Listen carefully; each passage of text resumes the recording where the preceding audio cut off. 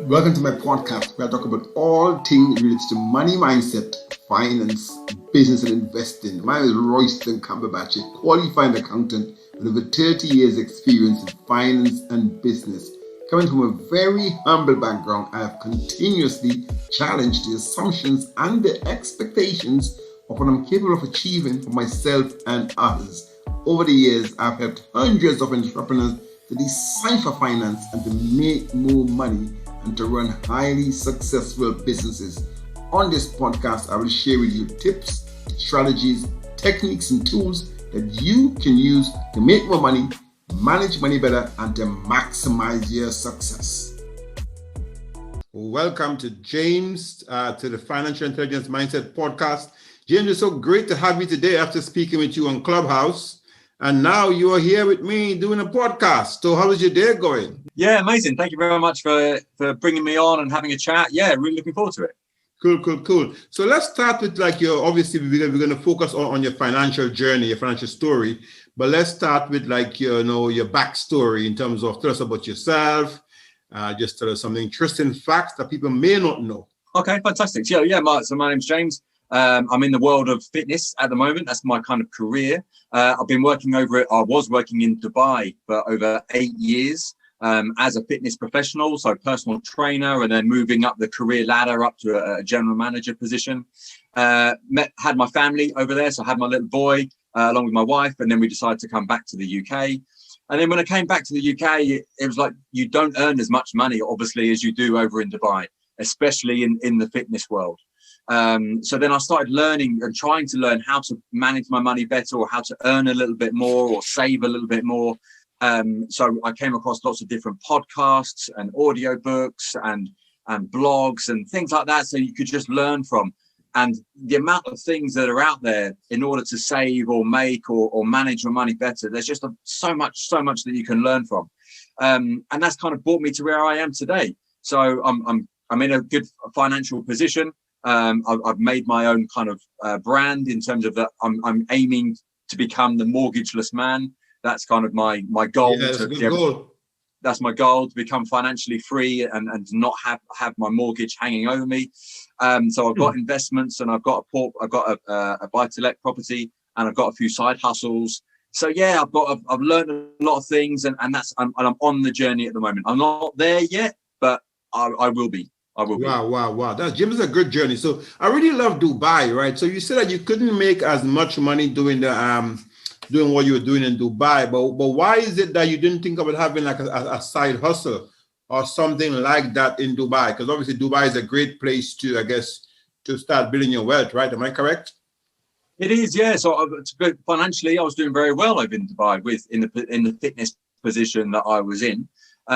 In order to I don't know, it kind of just, when I came back to the UK, it kind of just triggered something in me to think, I need to earn more, because you're living a fantastic life over there in Dubai. And what I had over there was substantial enough for what I wanted to do. And I loved the role that I was doing and everything like that. I suppose it was just that trigger that when you come back and you think, I now need to do something. There's something not quite right. I'm not going in the direction I need to go in anymore. So that's why I then pivoted it and started work on the side hustles and things. Yeah. So what was the big trigger for you in terms of like, okay, I heard what you said, obviously you lived in Dubai, you have your family. I guess over there, you probably, life is good. But then when you come over to the UK, you found that there must have been a trigger, right? Which kind of says, look, I need to make more money. I need to become, debt free, as you said, mortgage free, right?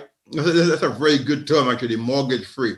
I do have my own concept around mortgage free, because I actually almost reached the stage of becoming mortgage free about 5-6 years ago. And I decided actually, instead of becoming mortgage free, I actually used the equity in my property to leverage up, really, to build a property portfolio. But anyway, I mean, becoming mortgage free is a good thing. People like Dave Ramsey, etc., says obviously debt hangs over you, right? Debt is a killer. So becoming mortgage free, I guess, frees you up to go and really do things that you really want to do. But so if I'm hearing you right, are you saying that in the UK you can earn more in the fitness than in Dubai? Is that correct? Or is it the other way around? No, sorry, the other way around. So in Dubai, I was earning a lot more in terms of fitness. But then when I come back to the UK, I wasn't earning near as much here. Because it's a lifestyle now I'm here, thing over there, right? Am I correct? In Dubai, it's more of a lifestyle thing? Absolutely, yeah. You're earning a good wage over there. You have a fantastic lifestyle. Going out and eating in amazing restaurants and spoiling yourself when you want to spoil yourself. Yes, it's very expensive over there. And that's why you get paid the rates that you do. And then when I came over here and being in the fitness world over here, you're just not earning that amount of money at the same. So again, that was the trigger that think, actually, okay, I need to do something. Yeah, but the weather is quite good over there. Am I correct? The weather is quite good, right? So wasn't that a kind of a factor for you thinking, maybe the weather's amazing. I want to get some better. What was the pull factor for you to come to the UK, and what was the push factor for you to leave Dubai? Mainly from a financial perspective. Because one reason I'm asking, right? Because for me, financial, and I'm going to ask you, by the way, what does financial intelligence mean to you? But for me, when people look at certain things, they kind of, most decisions people make has financial implications, or people make decisions based on financial projections, etc. So from a financial perspective, when you were like in Dubai and you were thinking about coming back over to the UK, what were some of the dynamics? What are some of the things that you look at in making that decision? Well, it probably wasn't anything to do with financial. It was more of a family. It was more of a family decision. So coming back, it was my mum and dad live around the corner, so we can go visit them. They want to see their grandson grow up a little bit more. And some of the things actually in Dubai, it kind of triggered me, like when I was building fires. So we lived in a high story building. We lived on the 47th floor, and there just seemed that there was a lot more fires. Was coming about in, like, there was a fire in the opposite building to us, and just to be able to get out of the building, there's health and safety is a little bit not as strict over there than it is over here. So there was a little bit of a risk factor over there as well. But yeah, it was mainly a family decision to come back here and family before finance. Is that right? Say that again, sorry. The family before finance. Absolutely. Cool. All right. So tell us some of the things, like, like what was your biggest mistake with money? What's the biggest mistake you've had in terms of, like, I mean, for me, I know, like, I was just actually thinking about that earlier, in my young days. I think I've actually made some silly mistakes, places I was working, and I probably could have done things differently. I certainly know that actually I probably blown like at least, I know it sounds crazy, right? I've blown at least £100,000, just like going on holidays, and just like, and obviously I've enjoyed my life, but I'm saying, like going to the Bahamas, going to Cuba, going to India, going to all these places I've been. I think some like going back home to Grenada two, three times a year. But when I actually think back, I said, maybe I should have invested that money into properties more, and then I'd have had the income to like really go wherever I want. But I think instead, I probably spent too much. I was more happier in my early life spending than I was investing. But now I'm a bit older, I'm happier investing. So what's some of the big mistakes you've made? I probably wouldn't say it was a huge mistake, but then maybe looking back at it, it's basically you should have started earlier, and I should have started earlier. I always remember, I think when I first did my paper round, when I started as a boy, that I was earning, I don't know, £10 a week or something.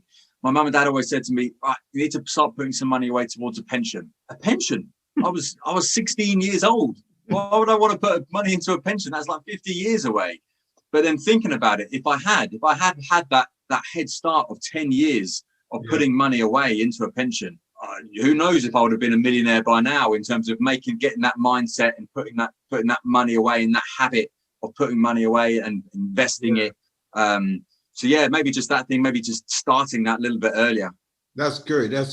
So now that you are older and you reflect on that discussion with your parents, would you advise someone who is young, like obviously 16 years now, would you say pension or property? Oh, that's a good question. See, I've always, with regards to your pension, if you're working for a company, obviously the best thing to do is obviously to max out the pension contributions.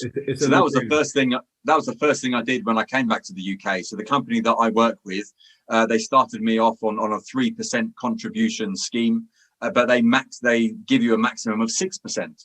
So straight away, I obviously maxed it up to 6%. Obviously, I'm not making as much money in my bank account on a monthly basis, but it's okay because I know that I'm getting paid even more because it's going into my pension.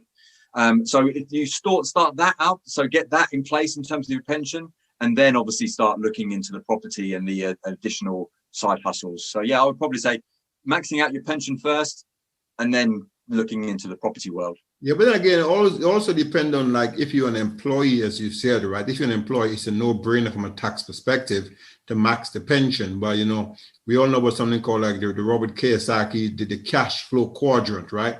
Some people are entrepreneurs from a very young age, and obviously it's not what it's taught in the schools, right? But some people never go on the employee route, you know, they just go straight into the entrepreneurial world, right? Mm-hmm. So I guess if you are in the entrepreneurial world, then it makes sense to put your money into, probably in my view, into investments, you know. Or, I mean, you can still have a pension because they're actually tax efficient ways to invest in a pension anyway, but that's probably for someone to really decide, you know, depending on what they want to do with their money, right? So good. So let's move this on. So what's your financial game plan now? I mean, now that you've kind of been through some stuff, you've been to Dubai, you've seen Dubai, you're over here, you got family. I think you mentioned that you had a buy-to-let property. You want to be mortgage free. So have you got like this mapped out? And the reason I'm asking, for me, a game plan is like, so I play chess with my boy all the time, right? My 16-year-old boy, I play chess with him all the time.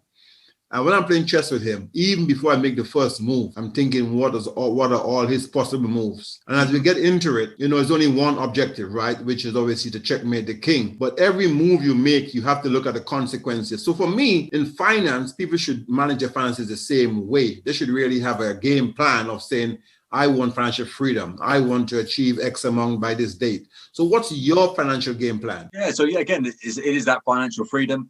Like I said, I do have one property at the moment. So I was looking, before COVID hit, I was looking to maybe look to get my second property. I have got a deposit that I could put down. But then COVID hit and the whole world went crazy. And then the markets obviously just dropped down, just bombed.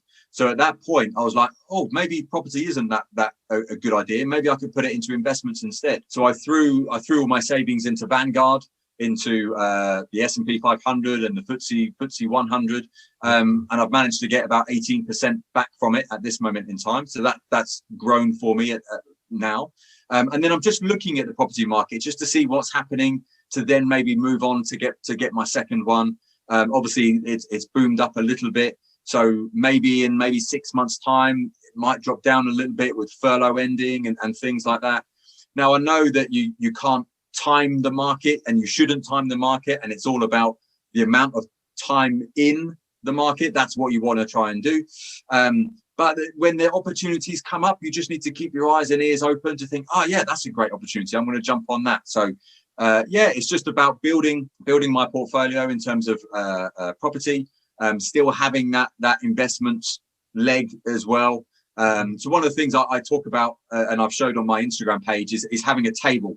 So if you've got a table with one leg, and that one leg, it signifies your salary.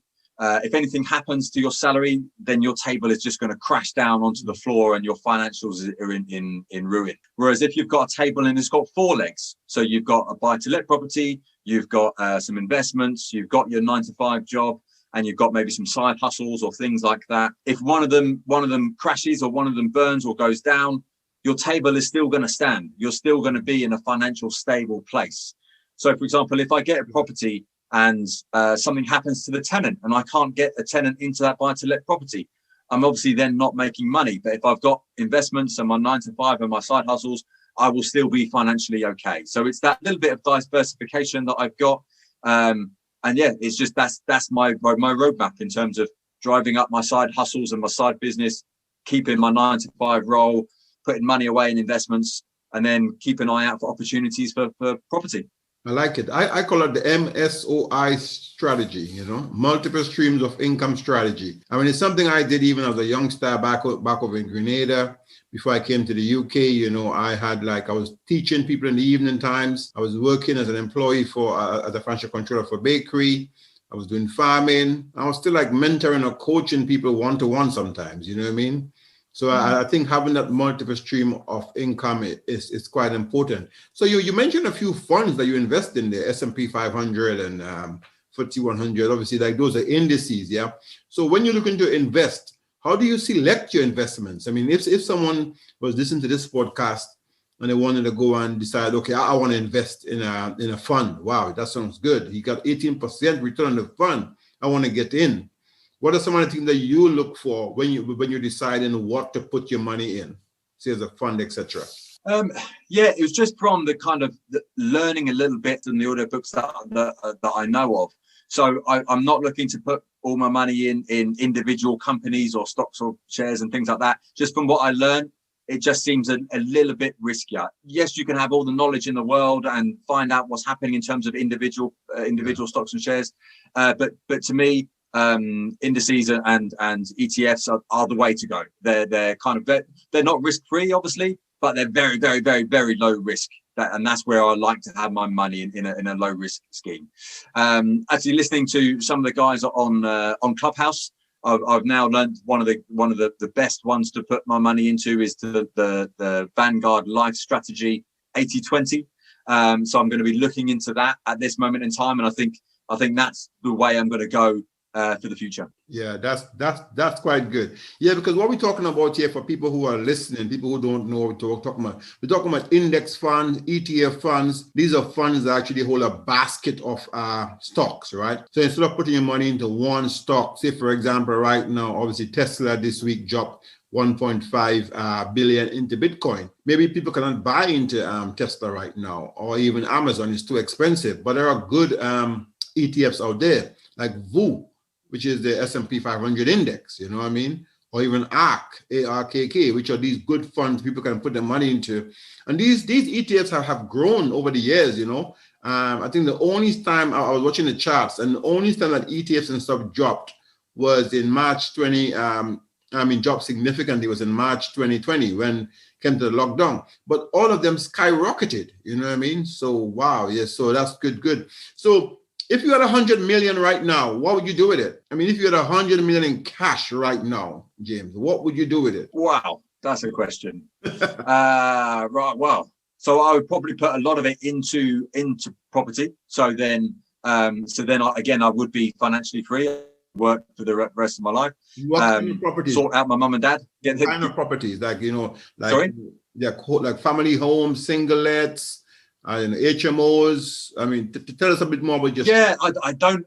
To be honest, at the moment in time, I don't know enough personally about managing an HMO or managing that kind of property. My buy-to-let is a single-let property, so it's that. So I need to learn before I jump into things like that. But obviously, look after my mum and dad and pay off their houses and things like that. And yeah, I think my kind of goal has always been to, once I am free, is to share my time with others. So obviously money is not an aspect anymore. So whether it's volunteering for something or spending more time with my boy or my wife or that kind of thing, it's sharing. Time is such the most valuable thing that you can have. So if I can share my time with others and help improve other people's lives, because my life is now financially secure. Yeah, that's what I would like to do. I like that. I like that. So what would you say is your why? What drives you? What makes you, I don't know. I don't know if you have an alarm or not, but what makes you jump out of bed in the morning and think, wow, I want to go do some stuff today? I mean, or maybe when you don't feel into jump out of bed, what makes you think, well, but you know what? I better get up and I better get going. What's your why? My why is my family, is the time that I've spent at home. Yeah. So this furlough time has really been like the thing that said, oh yeah, that's what it is. So I keep trying to explain it to my wife and say, look, this is what I want to do. I want to drive this side hustle so then I don't have to work and I have time with you guys. And she didn't get it. She didn't quite understand what the lifestyle was that I was trying to get to. And she's been working from home. So she's been here stuck in the office, and I've been downstairs with my boy. The first lockdown, we were just playing Lego and playing football and just playing loads of games and just doing loads of stuff together. And then it clicked for her to think, okay, that's what he wants. That's the lifestyle he wants, in terms of that you're spending time at home, you've still got money in, so you don't have that financial burden of making sure that you have to work and pay bills and things like that. You've got that is kind of taken care of. And that's why it's then spending the time together and doing loads of things together, because that's what we remember is memories and experiences and family time together. And that's my drive. That's my why. That's what I want to try and have more of for my life is the freedom. That's big. That's big. So have you got any like business ambitions, any kind of businesses that you would like to go into, and why? Is there any, I mean, currently you're an employee, am I correct? So I'm an employee at the moment. But like I said, I do have some side hustles that I do where I help others. Money coaching I do on a one-to-one basis. And yeah, that's the main thing, where I show people how to manage their money a little bit better, and I have one-on-one sessions with them. So yeah, if I can then use the money that I earned from that and then drive that into my investments and my property portfolio, then that would be amazing. If I could, because I love it so much. I get so passionate about it. My wife is saying that when she can hear me downstairs when I've got one-on-one coaching sessions with people over Zoom, because I get so excited and I get animated and my arms go crazy and this kind of thing. Of course, that's good. I can see you're very energetic and very passionate, and that's quite important, man. You know what I mean? So what do you? I mean, tell me one of your client case studies. I mean, what's your best client case study? Someone who you've helped out to really help them to improve their finance, or someone to improve their health or improve their mindset. What's your best client case study? Yeah, so far I've had one of my employees or one of my colleagues that came up to me and said, James, look, I'm struggling. I'm on the line. Is there any chance to get a salary increase? And for me, it wasn't my decision whether they get a salary increase or not. It's usually a corporate decision, and it's very difficult to get a salary increase off the cuff. They usually do it on their annual reviews. So I said, look, I can't get you a salary increase, but let's see if I can save you some money. Let's see if I can help you in order to what you're spending. So we sat down with the family there and we looked at what they were spending. And then basically they looked at to see they had some equity in their home and they had a lot of debts that they had. So we just said, look, well, why don't we if you look, potentially you could remortgage your house and clear off all your debts. So use that equity that in your house to clear off your debts. You're then going to be debt free, and then you won't have to pay your debts every month. And the amount that you're paying towards your mortgage is going to be not as much as the debts that you're currently paying. So we did that, as well as some other little things. So shared a few other things with them, just like looking there at utilities, changing their utilities across, looking at like cashback websites that they could use, getting a cashback credit card just to save a little bit. Because again, even if it's just a little bit today, it compounds and compounds and compounds over years and years and years that you're doing it. You're going to be saving hundreds and thousands of pounds on daily things that you're going to be spending money on. So then, we got them to do that, and now they're debt free. He sent me a little note the other day to say, here's a little token of my appreciation, £10 Amazon voucher, just to say a thank you, because I've basically restructured their financial lives and just showing them how to, in the future, what to do. Such a great feeling to be able to help them out. That's great, man. That brings me nicely onto this question I want to ask you. I mean, I asked it on my last podcast, so hopefully, I know you actually listened. Hopefully not a surprise. What does the term financial intelligence means to you? So financial intelligence is basically doing the right things with your money, is doing it to make it work for you rather than against you. So things like debt and credit cards and loans and things like that, they're all working against you, because the money is something that's worth property or things like that. It's going to be working for you. So you're going to be growing your net worth and growing your assets just by doing that. So yeah, that's what I would say. I mean, I hear what you say, and I'm a big fan of good debt and bad debt. And I've covered episodes episodes on this podcast before about how to use your debt to build your wealth. But I think what I'm hearing from you is that you are the kind of guy that you would tell people in the first case, stay away from debt anyway. Don't go any close to debt. Am I correct? No, actually, no, I disagree. So basically, I've got a little structure that I use when I sit with people. It's like building your financial house. The first one is risk management. So making sure you have the right type of insurances and things like that. If anything was to go wrong, obviously you need to have that first. The second thing is your debt management. So the thing I'd say is get rid of bad debts. Not good debt is a good thing. I've obviously got good debt. I've got good debt in my buy-to-let portfolio, and I will be getting more good debt in order to grow it. But the fundamentals is getting rid of bad debt to start off with. So the credit cards, the loans, the things that you've spent money on. So you've spent money on liabilities. So for example, you've taken out a loan to buy a car. Is the worst thing that you could possibly do in terms of using debt. It's just shocking. So it's using that good debt. I 100% agree with you in terms of the good debt. But it's clearing the bad debt first. That's what I would always. I like that actually. I mean, and you're right. So I've got some friends who live. I don't want to say where they live anyway. Maybe they listen to this podcast. It's crazy, but they got married, and they bought a home, and the wife has a nice job, guy has a nice job, and what they did, they both go and bought like 2 brand new vehicles. I'm thinking, man, why? Look to try and get a second property. You know what I mean? And then that property can give you some extra passive income, which at least one of you can buy a nice car with, and the other can just buy, a banger. But at least, you both have a nice car between you, But I guess I think wealth is a matter of managing your emotions, right? And I quite liked, like how you came on today and you shared some really, really practical tips of how people can be smarter with their money, how people can build wealth by just doing the small things, you know what I mean? And that's really, really, really good. So, I mean, you were talking about some of the things that you do, the courses that you have, etc. So if people are trying to find you, I mean, where can they find you? Where can they find out more about you and what you have to offer? And how do you work with people? Talk a bit more about that. Yeah, so the main thing I'm trying to grow at the moment is my Instagram page. So I'm trying to post as much as I can, usually on a daily basis or every couple of days, just sharing what I do and sharing my journey.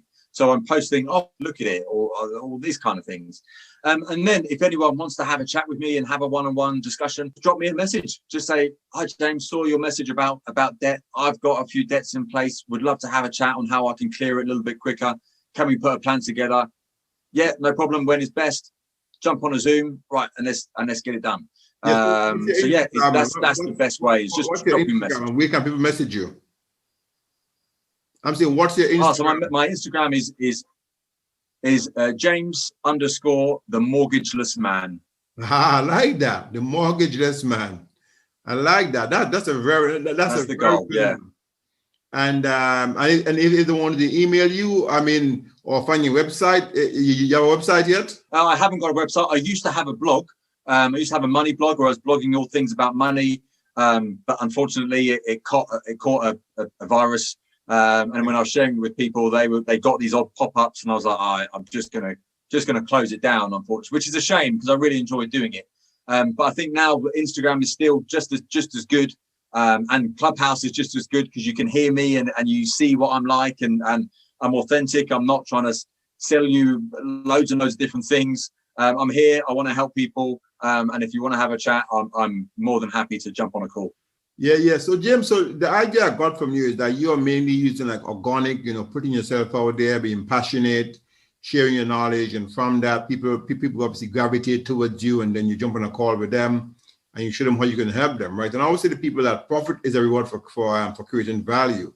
So by giving value to people, by helping people, then those people are going to really and truly. By helping people, you make more profits, basically. So by wanting to help people is always a good place to start. You know what I mean? So absolutely. I mean, there's people out there that they want to try and sell you something, like sell you a product or something like that is then going to cost you money on a monthly basis for whatever it is. But in terms of myself and yourself as well, is that we want to help people save money, or we want to try and help people make more money. That's the difference. We're not trying to scam them to take their money. We want them to do well, because if they do well, we do well at the same time. So it's like a win-win partnership type of situation. So yeah, that's what I'd like. That's I met with one guy and he said, and at first I was like, oh no, I'm not interested in this kind of business thing.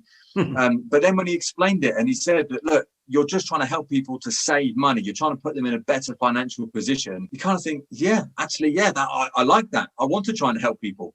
So that's why I enjoy doing it, is because you're helping people to get in a better position. Yeah, that makes a lot of sense. James, wow. I want to say thank you very much for coming on to the podcast today, man.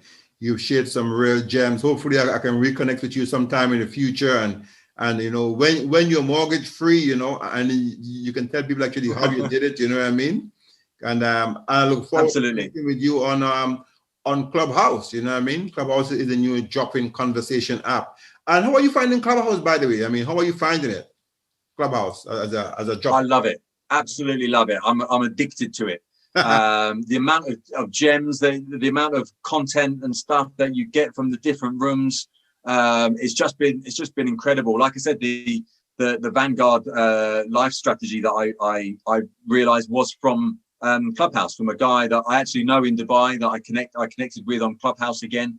He was talking. I didn't know his background previously, but now I've found out from him that he's looked after countries' money. So like trillions and trillions and trillions of pounds that he's been looking after. So he's the guy to kind of he knows his stuff. So when you then connect with people, you learn more things. So yeah, it's just such a fantastic networking. You can network every day, and you can talk to people every single day from all walks of life and whatever you want.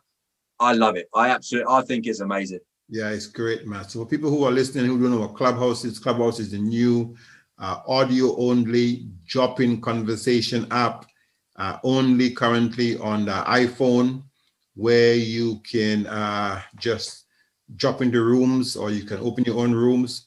If anyone is listening to this podcast who wants an invite to Clubhouse, send me an email at roy@mmedu.co.uk. I'll give you an invite to Clubhouse. So that's me. So James, thanks for coming on, and I want to wish you all the very best wishes on your journey. And as I said, we will connect again, no doubt, very soon. And I'll see you on Clubhouse. Absolutely. Thanks, Roy. Really appreciate it. Take care, man. Be good to yourself and others. Cheers, bye-bye. Look after your family. Bye-bye. Will do. Absolutely. Bye-bye. Cheers. Thank you very much for listening to my podcast. I hope you enjoyed the show. You can find out more about me by Googling my name, Royston Cumberbatch. I'm on all the social media, Facebook, Instagram, and LinkedIn. You can find me on YouTube as Roy Cumberbatch. And if you are listening on YouTube, please hit that subscribe button, or you can find me on my website at www.racmacs.com. That's RACMACS.com. It'd be great to hear from you. And do feel free to tell me about any topics you want me to cover on future episodes. Until next time, be good to yourself and others, keep positive, and reaching for your financial goals. Bye-bye.